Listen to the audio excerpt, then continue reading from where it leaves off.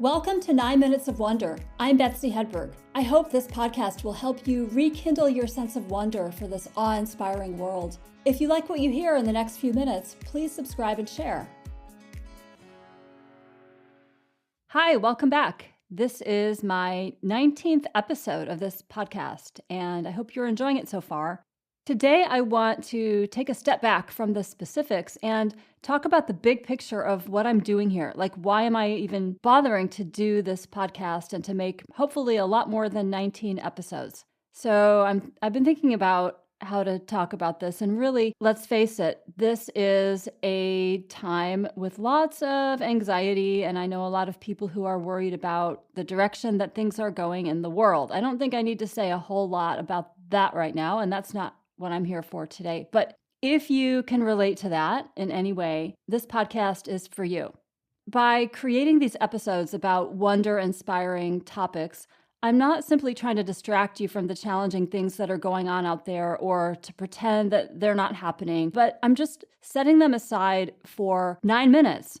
So here are 4 reasons why I'm doing this podcast. Besides that, I think it's fun and I'm really enjoying it. Reason number 1 is that a sense of wonder and awe has been scientifically shown to be good for us and for society. Really, there are social scientists studying this phenomenon. So what are awe and wonder anyway? They're a feeling of connectedness, of expansiveness or vastness, even when we contemplate the small things. Maybe you can think of some examples straight away. The best-known awe scientist is named Dacher Keltner. He's a University of California, Berkeley psychologist who wrote the book called Awe, The Transformative Power of Everyday Wonder. And I highly recommend this book. It's really very interesting. And in his book, he talks about the 8 wonders of life, as he calls them. And those 8 wonders are the strength, courage, and kindness of others, collective movement and actions like dance and sports, nature, music, art and visual design, which includes architecture, mystical encounters, encountering life and death, and big ideas or epiphanies. And again, maybe you can think of some examples that you've experienced in your life that could fall into any of these categories or maybe more than one category at the same time. So how do these experiences help us and help society? Dacher Keltner writes, "How does awe transform us? By quieting the nagging, self-critical, overbearing, status-conscious voice of our self or ego, and empowering us to collaborate, to open our minds to wonders, and to see the deep patterns of life." So these are some things he's learned from his research, not just from speculation. It's not just like an essay. He's actually citing his research that he's done at the university. So I wonder, what would happen if more people could quiet their self-critical and status-conscious sides and notice patterns and collaborate, as he says is possible? And honestly, I can think of some prominent people who could stand to develop the art of self-criticism. But most of us need to quiet that part of our minds that can beat ourselves up and stop us from moving forward with the good things that we want to do, right? And scientific research has also shown that cultivating awe increases pro-social behavior, ethical decision-making, and generosity, and decreases a sense of entitlement. Cultivating awe and wonder also increases resilience in the face of challenging circumstances. Does this sound like something you might need these days? I need that.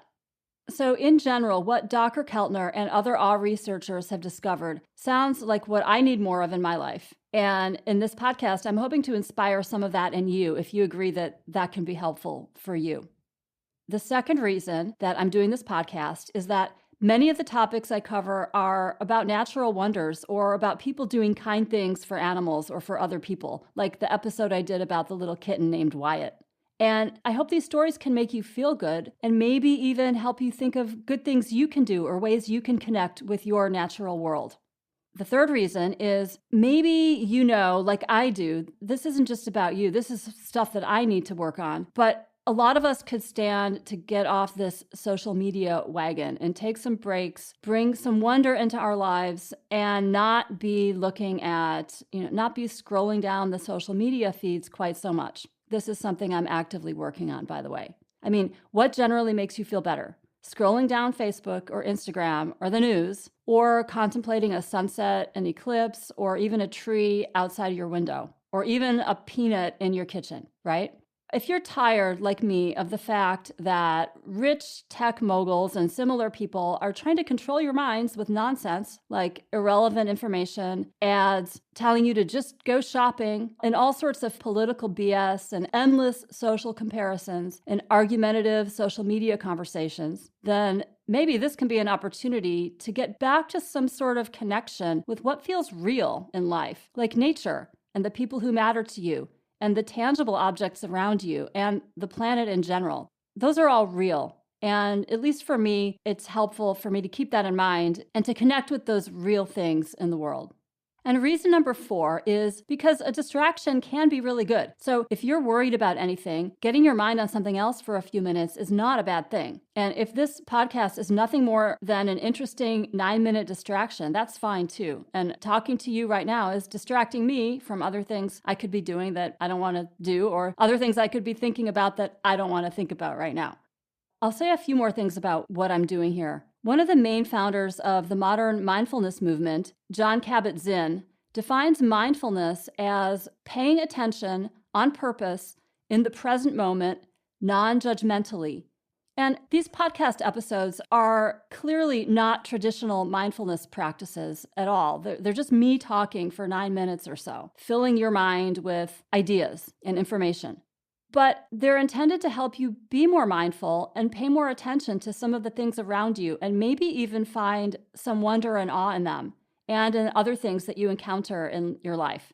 As you may have already noticed, the episodes are not always intended to make you feel good, and they will not always be relaxing. So I sometimes talk about topics that you might find unpleasant, like swarms of locusts. Somebody told me she didn't want to listen to that one because it was too disturbing. So sorry. Sometimes I'll go to places that are not super feel good, but even things we don't like can create wonder. And that's kind of the point with those topics.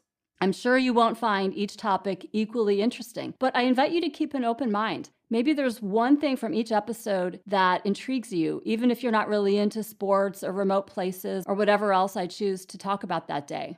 So I'm feeling like this is one small thing I can control and do and be active with. So I hope it might help someone in some way, maybe you. And again, I'm enjoying this, so I hope you'll continue to listen and will enjoy listening. I'll talk to you soon.